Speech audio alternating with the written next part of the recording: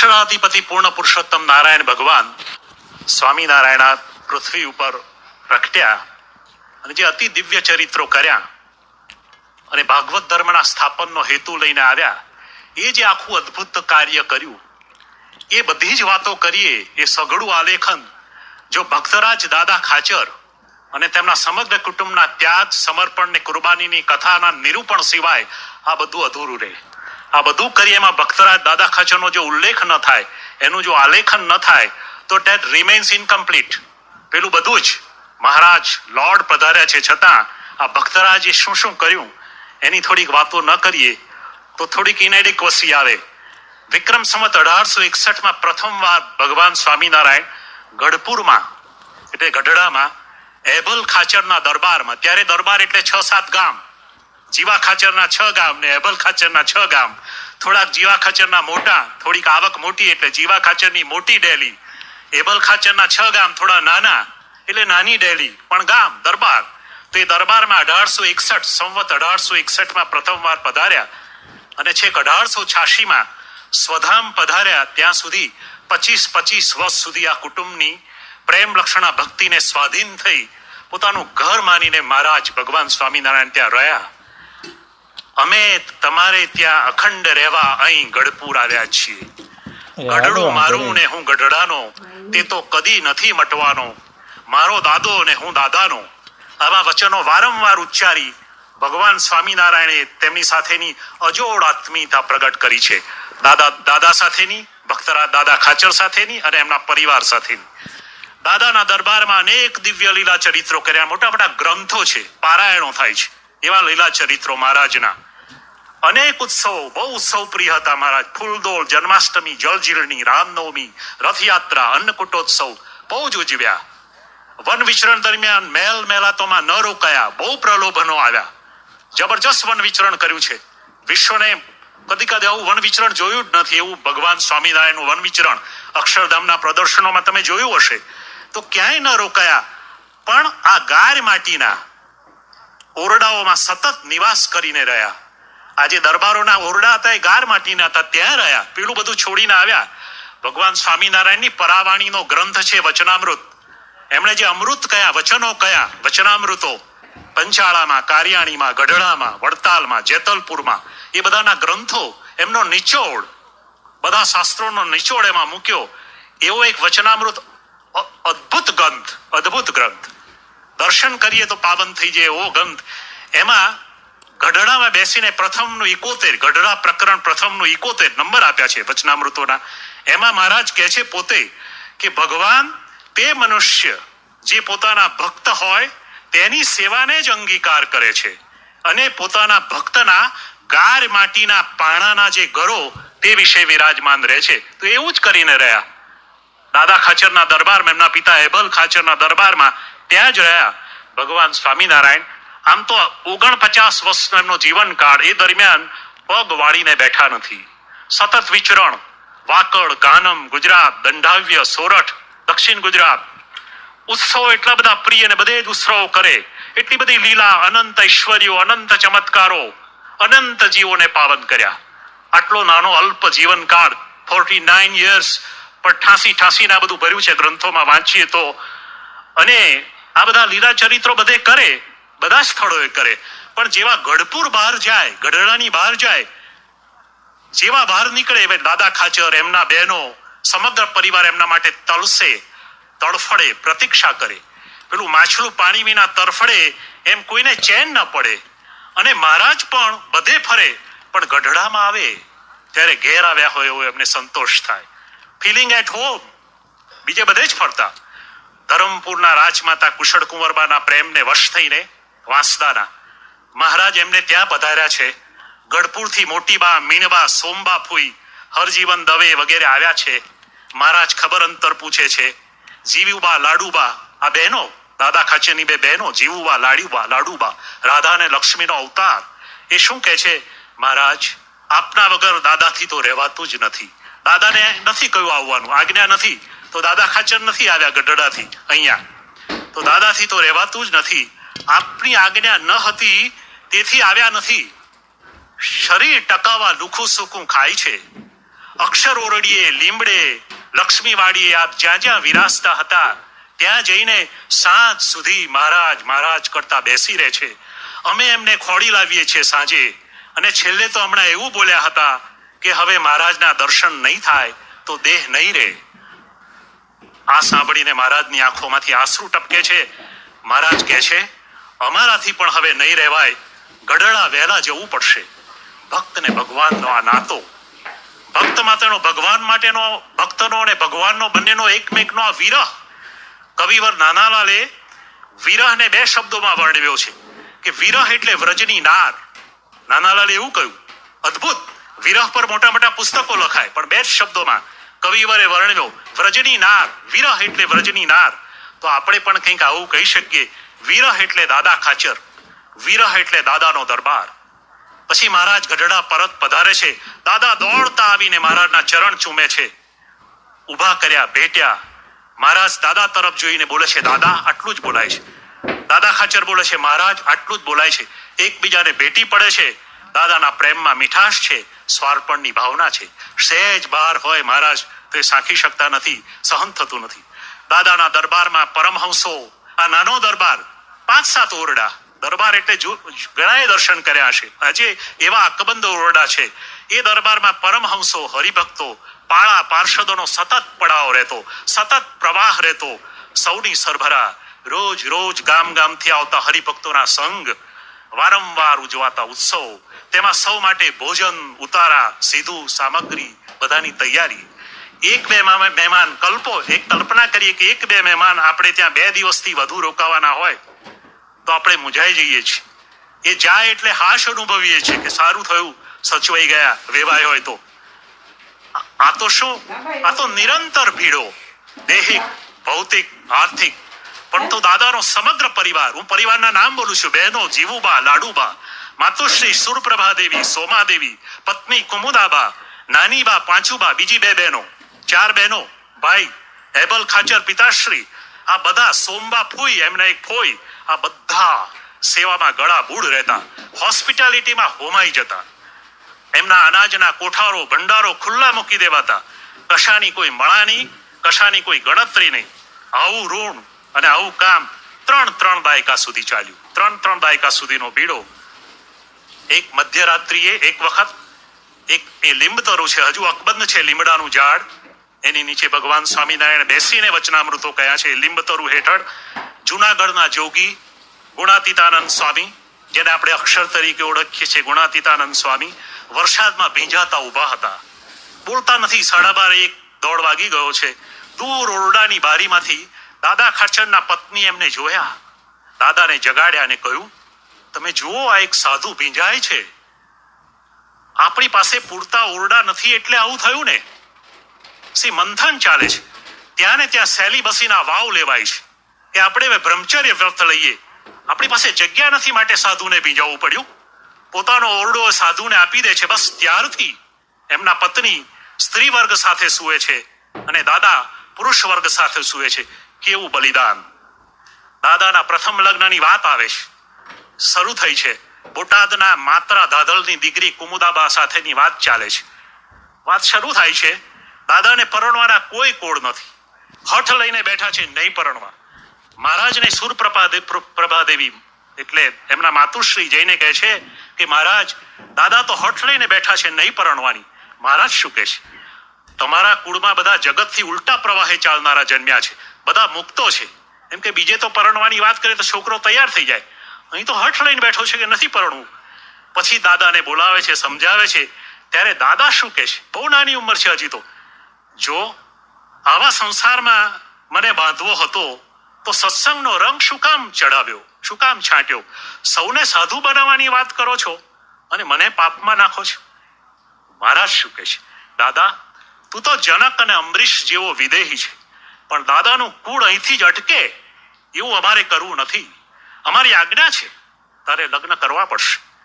મહારાજ, આપની આજ્ઞા જ છે તો પછી જો શબ્દો તો જુઓ. આજ્ઞા છે તો ઉથાપાય નહીં. આપની આજ્ઞા જ છે તો પછી હે મહારાજ, એ આશ્રમમાં પણ મારી રક્ષા કરજો, એટલે ગૃહસ્થાશ્રમમાં પણ મારી રક્ષા કરજો.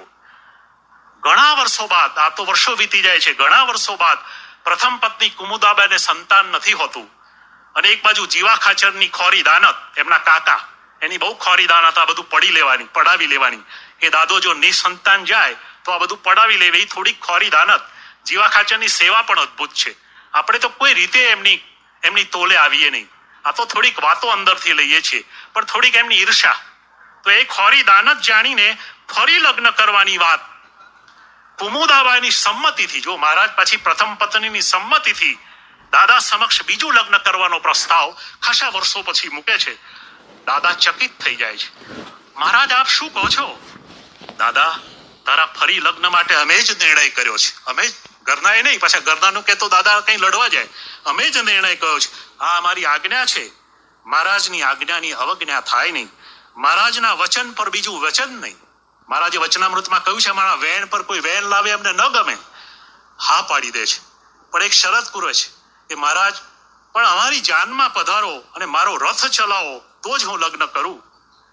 અને ભટ્ટવદનના નાગપાલ વરુની કન્યા જસુબા સાથે, જેને વન વિચરણમાં જ્યારે મહારાજ હતા ભગવાન સ્વામિનારાયણ, ત્યારે એને મળેલા અને એનો એના હાથે દૂધ રોટલો જમેલા, આશીર્વાદ આપેલા, એ જસુબા એની સાથે થાય છે અને કહે છે કે દાદા, ચોક્કસ અમે જાતે જ આવીશું. વરના બાપ અમે જ છીએ. પહેલી વાર, મતલબ કે 250 વર્ષ પહેલા એક એવી જાન જાય છે કે જેમાં સ્ત્રીઓ સમેત, હજુ 15-20 વર્ષ પહેલા સ્ત્રીઓ જાનમાં ન થઈ શકે એવું ઉજળા કુળોમાં હતું, ઉજળા ધર્મોમાં, ઉજળા પરિવારોમાં. પણ 200-250 વર્ષ પહેલાની આ વાત, 222-225, ત્યારે બહેનો પણ સાથે જાય છે. પૂરા વાત્સલ્યથી, ધૂમધામથી પરણાવી લાવે છે. દાદાના જીવન રથના સારથી તો છે જ, પણ આજે એની વહેલ હાંકે છે. એક બાજુ સંસારથી વિરક્ત હોવા છતાં, આમ તો વિરક્તિ છે દાદાના મનમાં, મહારાજની આજ્ઞા માથે ચડાવે છે. આ આજ્ઞા પાલક ભક્તરાજ દાદા ખાચર. એક વખત આણંદમાં મહારાજ સંતો હરિભક્તો સાથે ગઢપુરથી પધારે છે. બહુ મોટી કલ્પનાઓ લઈને આવ્યા છે કે આવું ક્યાંક ધૂમધામ કરવી, ભજન કીર્તન કરવા, સારો સમાસ કરાવવો. પણ ત્યાંના વૈષ્ણવો એમને કોઈ ભરમાવ્યા છે અને એક ખોટી સમજણથી આ વૈષ્ણવો વિરોધ કરે છે. અને વિરોધનો વંટોળ એવો તો ચાલ્યો છે કે તમે જુઓ, આમ કંટ્રોલની બહાર ગયા છે. અને એવું તોફાન મચાવ્યું કે જ્યાં એમના હાર તોરા કરવા જાય ત્યાં ભગવાન ખુદ આવ્યા છે. ભગવાન સ્વામિનારાયણ પર ઈંટ, ધૂળ, છાણનો વરસાદ વરસાવે છે. સાથે કોણ છે ખબર છે? ભડવીર ભગુજી, જોરાવર જોબન પકી, સુરવીર દાદા ખાચર. આ બધાથી સહન થતું નથી. ભગવાન પર ધૂળ, દાદા ખાચરનો હાથ બરછી પર જાય છે. ત્યાં મહારાજ જોઈ જાય છે. મહારાજ કહે છે, અત્યારે જે કોઈ શસ્ત્રનો ઉપયોગ કરશે તો ગુરુદ્રોહી, વચનદ્રોહી ગણાશે. તરત હાથ પાછો વળે છે. સુરવીરતા, સેવાની સાથે કેવી આધ્યાત્મિકતા. પાંચુબા એટલે એમના બેન, દાદા ખાચરના નાની બહેનોમાં પાંચુબા ની નાની દીકરી હીરાબા ધામમાં જાય છે. ઘરમાં રોકડ ચાલે છે, લોકો રડે છે ઘરના. એ જાણીને મહારાજ ઉદાસ થઈ જાય છે. કોણ રૂવે છે? મારો ઉપદેશ શું એડે ગયો? દાદાને બોલાવે છે. દાદા, જ્ઞાનનો અંત સ્થિતિ છે. જો દાદાને ઉપદેશ આપે છે, જ્ઞાનનો અંત સ્થિતિ છે. એ સ્થિતિ થાય ત્યારે જગતમાં દેખાતું સર્વે નાશવંત ભાસે. અધરાત મધરાત સુધી વાતો કરી અમારો દાખલો શું અફળ ગયો? ત્યારે દાદા કહે છે, સાંભળો મહારાજ, આપના શબ્દોની અસર અંતર સુધી તો થાય જ છે, પરંતુ આ લોકમાં છીએ અને ગૃહસ્થી છીએ એટલે દેહના ભાવ આવી જાય છે. તો અમારી આ નબળાઈ તરફ ન જોતા અમને આશીર્વાદ આપો, જેથી આપની રુચિ અનુસાર વર્તવાનું બળ મળે. સૂક્ષ્મ નબળાઈનો કેવો એકરાર, સૂક્ષ્મ એવી નબળાઈ, એનું કેવું જાણપણું, કેવી નિખાલસતા, કેવી નિષ્કપટતા, સાધનાનું કેટલું ઊંચું સ્તર. એકવાર મહારાજ એકદમ કંઈક કામે બોલાવે છે કે દાદા ક્યાં ગયા, દાદા ક્યાં ગયા. તે વખતે દાદા હજામત કરાવતા હોય છે. અને પેલો તે વખતે તો જૂના હજામો એક બાજુ મોડી દીધું હોય છે, એટલે અડધું બાકી હોય છે. તો પેલા હજામ બોલે પેલા કઈ મહારાજ બોલાવે છે ને, તો દાદા તો ઉઠે અડધી હજામતે, જઈ પહોંચ્યા મહારાજ પાસે. મહારાજ હસે છે, હર્ષાશ્રુ આવી જાય છે. અરે દાદા, અરે પૂરી હજામત કરીને આવું હતું ને. મહારાજ, એટલો વિલંબ થાય ત્યાં સુધી આપને રાહ જોવી પડે ને. અને આવી વાત ચાલે છે ત્યાં સામે સુખમુનિ પ્રખર બધા થીમ સંતો પરમહંસો બેઠા છે. બ્રહ્માનંદ, મુક્તાનંદ, સત્સંગની માં મુક્તાનંદ બેઠા છે. તેમની સામે મહારાજ જોઈને શું કહે છે? અમારી અનુવૃત્તિને આધીન થવાની દાદાની તત્પરતા જોઈને પેલા બધા જ જાણે છે દાદાને. એ સૌ કહે છે મહારાજ આપની મૂર્તિ સિવાય એના અંતરમાં બીજું કાંઈ નથી. ભક્ત્યા અનુવૃત્યા એ પ્રમાણે જ દાદા વર્ત્યા છે. 1879 સંવત 1879 1879 માં ધર્મકુળ પધારે છે. એટલે ભગવાન સ્વામિનારાયણનું છપૈયાથી આખું કુટુંબ ધર્મ ભક્તિના ભગવાન સ્વામિનારાયણ પુત્ર, તો એમનું ધર્મકુળ પધારે છે 1879 કાયમી નિવાસ કરવા માટે અહીં આવે છે.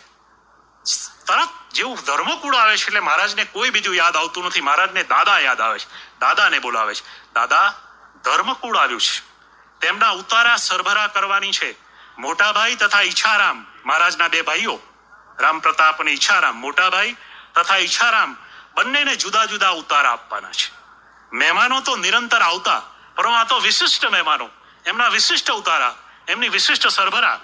અને પછી મહારાજે તો પાછું ભાર દઈને કહ્યું છે કે આ જુદા ઉતારા, એકમાં રહે બહુ જ નાના નાના ઓરડા, પણ જરા હા મહારાજ હમણાં જ બધું કરી દઉં છું, હમણાં જ બધી વ્યવસ્થા કરું છું. અને પોતે આખો સમગ્ર પરિવાર સેવામાં જોડાઈ જાય છે. ગઢપુરમાં ગેલાને કાંઠે ગઢ ઉપર ગઢ છે આપણું, જે અત્યારે મંદિર છે આપણું, એ ગઢ ઉપર મંદિર કરવાનો મહારાજનો પાકો વિચાર. ગઢડાનું ગામમાં મંદિર છે જૂનું, પણ આ ગઢ ઉપર મહારાજને ગેલાને કાંઠે બહુ અનુકૂળતા હતી. સંતો નાવા જાય, ઘણી બધી અનુકૂળતા. જીવા ખાચર પણ થોડા સંમત થયેલા આ જમીન આપવા. અને ગઢ પર મંદિર બાંધીએ તો બધું સચવાય, આપણી મર્યાદાઓ સચવાય, ગેલા ઉન્મત ગંગા વહેતી હોય અને મજા આવે.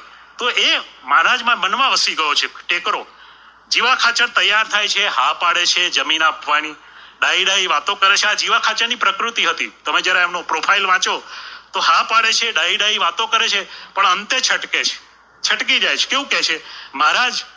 કંઈક આમ કન્વિન્સિંગ બોલવા જાય છે. મહારાજ બધું સમજે છે, અક્ષરાધિપતિ છે મહારાજ. જ્યારે કંઈક બીક બકોર જેવું હોય ત્યારે અમને ગઢ કામમાં આવે. તે વાસ્તે જો મંદિર આપ કંઈક બીજે ઠેકાણે કરો તો સારું. હવે બધું તૈયારી, પણ મહારાજ થોડા ઉદાસ થાય છે, પણ મહારાજ છે, ભગવાન પોતે છે. બસ પછી આજુબાજુના ગામોમાં તપાસ થાય છે, આજુબાજુના ગામોમાં જમીન જોવાય છે. મહારાજ એમાં રસ લે છે, પોતે જાય. સારંગપુરમાં પાદરની જગ્યા, અત્યારે જ્યાં મંદિર ત્યાં થયું ઓલરેડી છે, સારંગપુરમાં પાદરની જગ્યા પર મહારાજની દ્રષ્ટિ થળે છે. એ જમીન આપવા જીવા ખાચર રાજી પણ થાય છે. આ બધી વાતો ચાલે છે. એમ કે હવે અહીં ગઢડા પર ગઢ પર ન થયું તો બીજે જોઈએ. તો આ વાતો વહેતી જરા આમ કહેતા નથી, પણ પછી દાદા ખાચરના જાણવામાં આવે છે, અને દાદા ખાચરના કુટુંબીજનોને કે મહારાજ તો બીજે જમીન શોધે છે. આખું કુટુંબ દુઃખી થઈ જાય છે, વસ્તુતઃ દુઃખી થઈ જાય છે કે મહારાજ આપણને કહેતા નથી મહારાજને બીજે જવું છે. દાદા ખાચર તો મહારાજ આગળ જઈને ચોધાર આંસુએ રડે છે કે મહારાજ એને પૂછે છે દાદા શું થયું? કે મહારાજ આપ આટલા વર્ષો રહ્યા, ગઢપુરને આપનું ગણ્યું, હું ગઢડાનો, ગઢડું મારું, આવું બધું કહ્યું, તો ત્યાં મંદિર કરવાને બદલે આપ બીજે ગામ જગ્યા જોવા કેમ નીકળ્યા? ફરિયાદ કરે છે મીઠી. ભલે ગઢની જગ્યા ન મળી, અમારો દરબાર ગઢ આપને કૃષ્ણાર્પણ કરી દઈશું. જ્યાં રહીએ છીએ તે અમારો દરબાર ગઢ આપને કૃષ્ણાર્પણ કરી દઈશું, પણ ગઢપુર છોડશો નહીં. મહારાજ રાજી થઈ ગયા. દરબાર ગઢમાં જ તમારી ઈચ્છા મુજબ મંદિર કરીશું. જે આજે ઊભું છે દરબાર ગઢમાં જ પાછળ પડી જાય છે, આમ ઓવરશેડોડ થઈ ગયો છે દાદાનો દરબાર. અત્યારે તો ગઢપુરનું મંદિર ઊભું છે, આમ પછી દેખાય છે. તો કહે છે તમારી ઈચ્છા મુજબ આ દક્ષિણાદા ઓરડા પાંચુબા રહે છે તમારા બેન, જો એ આપી દે તો એ પાડીને ત્યાં મંદિર કરીએ. પાંચુબાને વાત કરે છે. એક એક આપણે તો દાદાની આજે વાત કરવા બેઠા છે, પણ એક એક પાત્ર, એક એક પરિવારનો સભ્ય પાંચુબાને વાત કરી તો એ ઉલટભેર શું કહે છે? ઠાકોરજી પધરાવાના હોય તેનાથી બીજા મારા કયા રૂડા ભાગ્ય. મહારાજ અતિ પ્રસન્ન થાય છે અને શું બોલે છે? દાદા તમારા ત્યાગ આગળ રંતીદેવ અમરીશ ઝાંખા પડે. આ દરબાર ગઢ પોતે આપી દે છે. કે છે કે ઇન્ટેન્સ ડિવોશન નું કલ્મિનેશન, આવી જબરજસ્ત ડિવાઉટ વર્શિપ, આવી ભક્તિ, એનું કલ્મિનેશન, એની પરાકાષ્ઠા ક્યારે આવે છે ખબર છે? દરબારગઢ આપી દઈશું એવું નહીં, જીવા ખાચરની જેમ. દરબારગઢ કૃષ્ણાન પર કરવાનો દસ્તાવેજ થાય છે, લેખિત લેખિત બધું આપે. નીચે સહીઓ છે, મેં દસ્તાવેજની કોપી જોઈ છે, નીચે સહીઓ છે. અને એ જે દસ્તાવેજ છે ને, એવું કહેવાય કે એક culmination of intense devotion towards lord એવો છે. અને એ દસ્તાવેજો આજકાલ થાય છે, આપણે જાણીએ દસ્તાવેજ એટલે દાવપેચ, દસ્તાવેજ એટલે પેલાને કેમ પાડવો, દસ્તાવેજ એટલે યુક્તિ પ્રયુક્તિ. જ્યારે આ તો એક દિવ્ય સમર્પણનો અલૌકિક દસ્તાવેજ. હું એક બે ચાર શબ્દો જેમાં એના શબ્દે સરળ ભાષામાં મેં વાંચ્યો છે, સરળ ભાષામાં જ્યાં જ્યાં પ્રગટ થયો છે ત્યાં સરળ ભાષામાં ટોટલ સેક્રિફાઈસ, સ્વાર્પણ, શરણાગતિ, ભક્તિ એના શબ્દે ટપકે છે. આવું ક્યાંક લખાયું છે, ફલાણી જમીન વીઘા 50, આંબા ઇત્યાદિ ઝાડ સહિત તથા અમારા ગરાસની જમીન, ગામની જમીન, ઉત્તર દિશાએ ઉગામેડીનો માર્ગ, આખો રસ્તો, ગેલા અને વેકરા વચ્ચેની સમગ્ર જમીન, આ બધું લાંબુ છે. સર્વે શ્રી કૃષ્ણાર્પણ આકાશ પાતાળ પર્યંત આપીએ છીએ.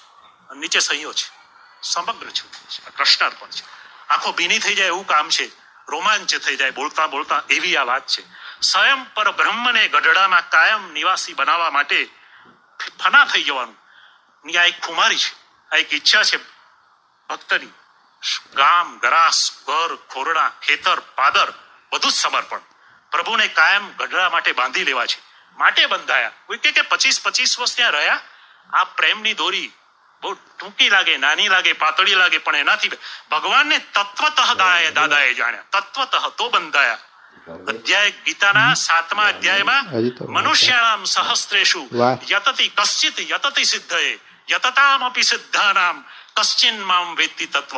કે 1000 among men they are endeavoring for perfection. ભક્તિને પરફેક્શન માટે હજારો પ્રયાસ કરે છે. કશ્ચિત યતતિ સિદ્ધયે, એમાં કોક સિદ્ધિને પામે છે, પણ યતતામપી સિદ્ધાનામ, પણ પેલા those who achieved perfection, જેને સિદ્ધિ મેળવી છે એમાંથી પણ કશ્ચિન મામ વેત્તિ તત્વતઃ, hardly someone knows me in truth, તત્વથી જાણે છે. તો તત્વે સહિત જાણ્યા ભગવાને લોયાના 3જામાં, જ્યાં લોયામાં બેસીને વચન